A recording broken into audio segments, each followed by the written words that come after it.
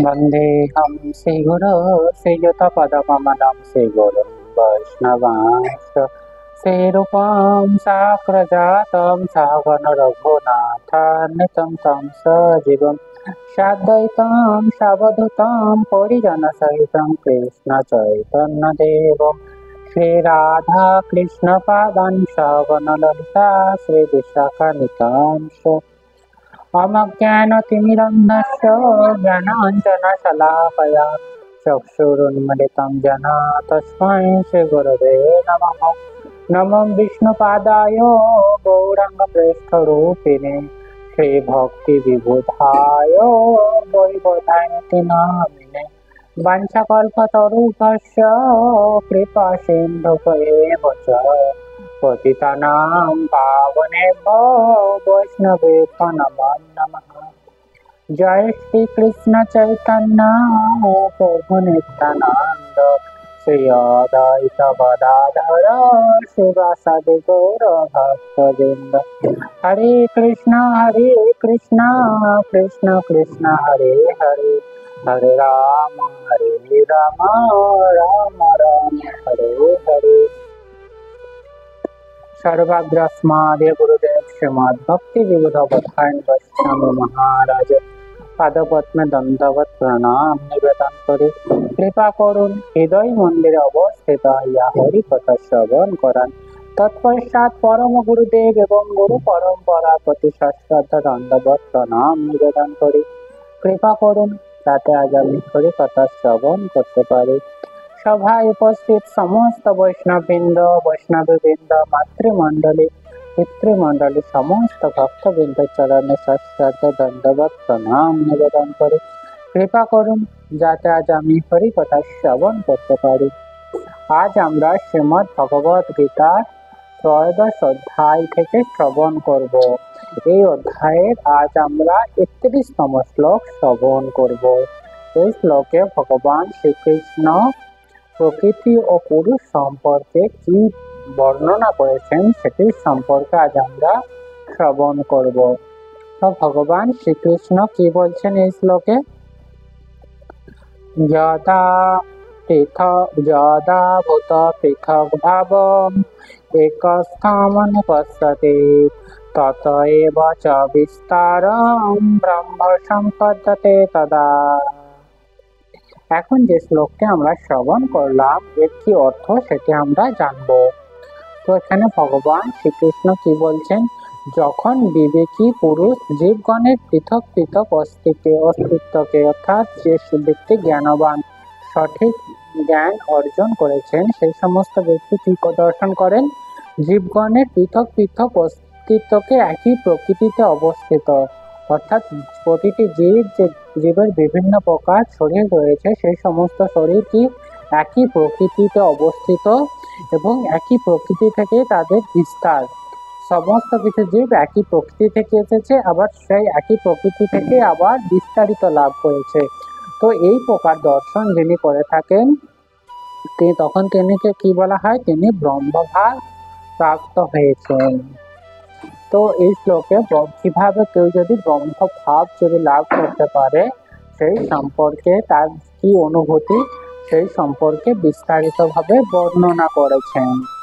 তো আমরা এখন এই জড় জগতে রয়েছি। এই জড় জগতে আসার পিছনে বিভিন্ন প্রকার কারণ থাকে। প্রধানতম কারণ হচ্ছে কি আমাদের হৃদয়ে অবস্থিত কামনা বাসনা। আমাদের হৃদয়ে অবস্থিত এই কামনা বাসনায় আমাদের জড় প্রকৃতিতে, তো তাহলে আমাদের হৃদয়ে যে কামনা বাসনা রয়েছে সেই কামনা বাসনায় আমাদেরকে এই জড় জগতে নিয়ে এসেছে। যখনই আমাদের হৃদয়ের থেকে সমস্ত প্রকার কামনা বাসনা জড় জাগতিক সুখ ভোগ চলে যাবে তখন আমরা কি এই জড় জগতে আমাদের পুনরায় ফিরে আসতে হবে না, অর্থাৎ আমাদের হৃদয় খালি কি শূন্য অবস্থায় বিরাজিত হবে তা কিন্তু না। আমাদের হৃদয়ে ভগবানের জন্য যে প্রেম ভক্তি সেটি প্রস্ফুটিত করতে হবে। যখনই ভগবানের জন্য আমাদের প্রেম ভক্তি বৃদ্ধি পেতে থাকবে তখনই একমাত্র সম্ভব এই জড়জাগতিক কামনা বাসনা থেকে মুক্তি লাভ। অন্যথায় এই জড়জাগতিক কামনা বাসনা থেকে মুক্তি লাভ কখনোই সম্ভব হবে না। আর এই যে আমরা জড়দেহ করেছি, এই দেহের মধ্যে কি রয়েছে? আত্মা রয়েছে। এই আত্মা থাকার ফলে এই জড়দেহটি সতেজ হয়ে থাকে। যখনই এই শরীর থেকে আত্মা বেরিয়ে চলে যাবে, তখন এই দেহটি কি নিস্তেজ হয়ে যাবে। দেহটি আর আগের মতো আর থাকবে না। আর তাই এই আমাদেরকে দর্শন করতে হবে, এই যে আমরা শরীর নয়, আমরা হচ্ছে চিন্ময় আত্মা। এই জড় দেহ থেকে আত্মা হচ্ছে পৃথক। এই পৃথকীকরণ দর্শন অত্যন্ত গুরুত্বপূর্ণ, যেটি ভগবান শ্রীকৃষ্ণ এই শ্লোকে বিস্তারিতভাবে বর্ণনা করেছেন। আর এই প্রকার দর্শনই হচ্ছে প্রকৃত দর্শন। অন্যথায় যদি আমরা এই জড় শরীর আর আত্মাকে যদি আমরা ভুলিয়ে ফেলি, তাহলে কি হবে? তাহলে আমরা প্রকৃত যে সিদ্ধান্ত, বৈদিক সিদ্ধান্ত থেকে আমরা পথভ্রষ্ট হচ্ছি।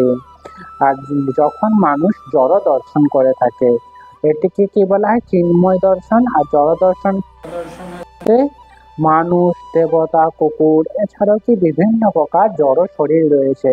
এই শরীরকে পৃথক পৃথক ভাবে দর্শন করাই হচ্ছে জড় দর্শন। আর যখনই এই সমস্ত কিছুর একটি উৎস প্রকৃতি, আর প্রকৃতির উৎস কি? ভগবান শ্রীকৃষ্ণ। এইভাবে দর্শন করা হয়ে থাকলে তখন সেটাকে প্রকৃত দর্শন বলা হয়ে থাকে।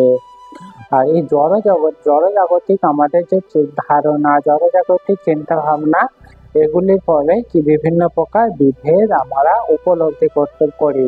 কিন্তু সমস্ত কিছুই কি ভগবান শ্রীকৃষ্ণ থেকে এসেছে। ভগবান শ্রীকৃষ্ণের আন্ডারে, এই শ্রীকৃষ্ণের তত্ত্বাবধানেই জড় প্রকৃতি কাজ করে চলেছে। অর্থাৎ তাহলে কি সবই হচ্ছে ভগবান শ্রীকৃষ্ণের সৃষ্ট, আবার এইভাবে দর্শন করতে হবে। আর জড় প্রকৃতির সংস্পর্শের ফলে, এই যে জড় জগতে আমরা এসেছি, এই জড় জগতের সংস্পর্শের ফলে বিভিন্ন প্রকার জীব বিভিন্ন প্রকার শরীর লাভ করে থাকে। তাই ভগবান শ্রীকৃষ্ণ এই শ্লোকে যেটি বলেছেন যে, এই যে সমস্ত বিভিন্ন প্রকার শরীরের উৎস কি? প্রকৃতি। আবার এই প্রকৃতি থেকেই আবার কি প্রকৃতি এবং তারই বিস্তার, প্রকৃতি থেকেই আবার তাদের বিস্তার। এই প্রকার যদি আমরা দর্শন করে থাকি, তাহলে প্রকৃত দর্শন, তখনই আমরা ব্রহ্ম জ্ঞান সেটি আমরা প্রাপ্তি হব। আর কিভাবে এইভাবে দর্শন করতে হয় সেটি আমরা পরবর্তী শ্লোকের মাধ্যমে আমরা শ্রবণ করে থাকব। এখন আমরা শ্রীমদ্ ভগবদ গীতার মাহাত্ম্য শ্রবণ করব। ভারতামৃত সর্বসং বিষ্ণুবক্ত্রাৎ বিনিশ্চিতাম গীতা গঙ্গৌদকম পিত্তা পুনর্জন্ম ন বিদ্যতে। এই শ্লোকের অর্থ হচ্ছে, গঙ্গা জল পান করলে অবধারিত ভাবে মুক্তি পাওয়া যায়। আর যিনি ভগবত গীতার পূর্ণ পীয়ূষ পান করেছেন, তার কথা কি বলার আছে। ভগবত গীতা হচ্ছে মহাভারতের অমৃত রস, যা ভগবান বিষ্ণু নিজেই বলেছেন। ভগবত গীতা পরম পুরুষোত্তম ভগবান শ্রীকৃষ্ণের মুখনিসৃত, আর গঙ্গা ভগবানের চরণ পদ্ম থেকে উদ্ভূত বলে উল্লেখ করা হয়েছে। ভগবানের মুখ ও পায়ের মধ্যে কোনো পার্থক্য নেই। তবে আমাদের এটা বুঝতে অসুবিধা হবে না যে ভগবত গীতার গুরুত্ব গঙ্গা জলের চেয়ে অধিকতর বেশি। এরপর একটি কীর্তনের মাধ্যমে আজকের যে পাঠ, সেটি আমরা বিশ্রাম প্রদান করিব। হরিহরায় নম কৃষ্ণ যাদবায় নম, যাদবায় মাধবায় কেশবায় নম, গোপাল গোবিন্দ রাম শ্রী মধুসূদন, গিরিধারী গোপীনাথ নম, শ্রী চৈতন্য নিত্যানন্দ শ্রী অদ্বৈত সীতা, হরি গুরু বৈষ্ণব ভাগবত গীতা, শ্রী রূপ সনাতন ভক্ত রঘুনাথ, শ্রী জীব গোপাল ভক্ত দাস রঘুনাথ, এই ছয় গোসাইয়ের করি চরণ বন্দন, যাহা হইতে বিঘ্ন নাশ অভীষ্ট পুরাণ। এই ছয় গোসাই যার মন তার দাস, তার সবার পদরেণু পঞ্চগ্রাস।